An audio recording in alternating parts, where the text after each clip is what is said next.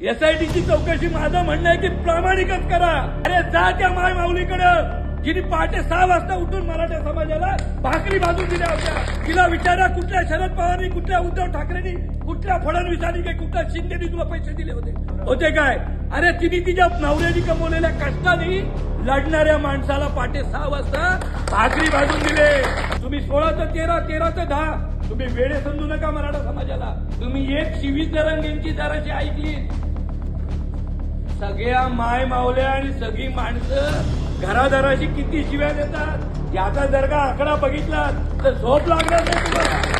एक जरांगे पाटील साहेबांसारखा म्हणजे सगळ्या ईडी सीबीआय सगळ्या चेक करून झाल्याच्या नंतर पैशांमध्ये अडकवता येत नाही, कारण असे सगळे मासे अडकवून गळाला लावून टोपलीत टाकून मागे ठेवलेले आहेत। पण तुमचा योद्धा हरत नाही तर त्याला एसआयटी मार्फत बदनाम करण्याची जो षडयंत्र चाललाय त्या षडयंत्राचा निषेध करून तुम्ही आम्ही जे इथपर्यंत पोहोचलेत ते समाजाचे जागरूक माणसं आहात, त्याच्यामुळं तुम्ही आलात।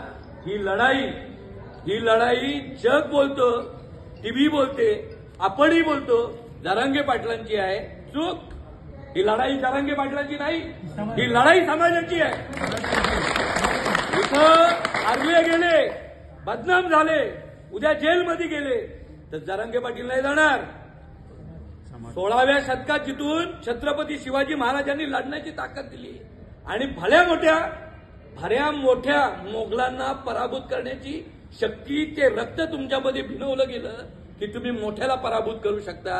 आज कोणतरी एवढ्या मोठ्या संख्येने सरकारी यंत्रणा सगळं राबून काय दाखवतंय की आम्ही मराठ्यांना हरवतो, आम्ही मराठ्याच्या योद्ध्याला घरी बसवतोय, आम्ही एसआयटी लावतो, आम्ही चौकशी करतो।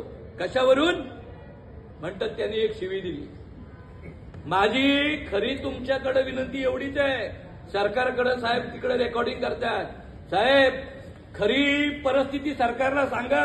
तुम्ही एक शिवी जरंगेंची जराशी ऐकली, सगळ्या माय मावल्या आणि सगळी माणसं घरादाराशी किती शिव्या देतात याचा जर का आकडा बघितला तर झोप लागणार नाही तुम्हाला। झोप का लागणार? आणि झोप अशा कारणाने लागणार नाही तुम्हाला की तुम्ही फसवलं, तुम्ही समाजाला फसवलं, म्हणून तुम्हाला झोप न लागली पाहिजे।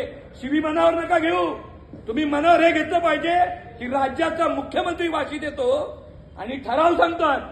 तुमचे मंत्री आणि तुमचे सगळे लोक टीव्हीवर रोज सांगत होती त्या दिवशी की जरांगे पाटील साहेबांच्या सगळ्या मागण्या मान्य केल्यात। मागण्या कुठल्या होत्या?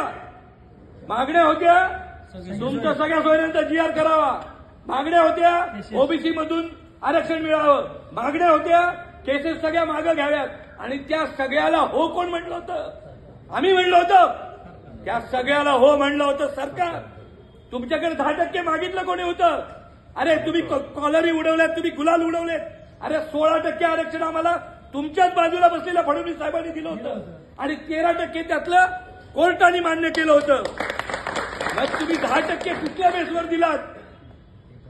तुम्ही ज्या वेळेला स्वतःची पाठच थोपून घेता त्यावेळेला या गोष्टीचा विचार करायला पाहिजे की 10% तुम्ही कुठल्या बेसिसवर दिलं होतं।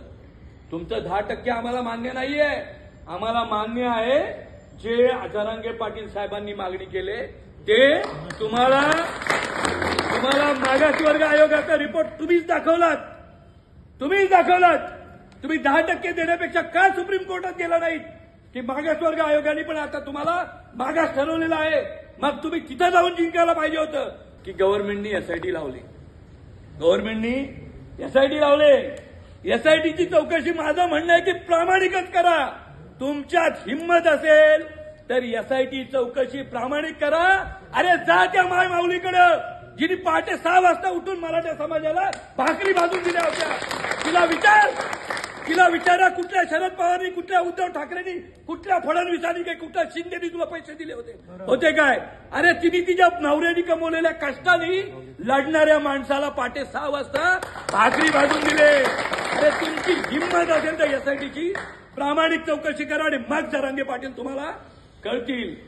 निवडणुका येतील, निवडणुका जातील, समाजाच्या माणसाला हरून देऊ नका एवढीच विनंती करतो। लढाई जागरूक ठेवा।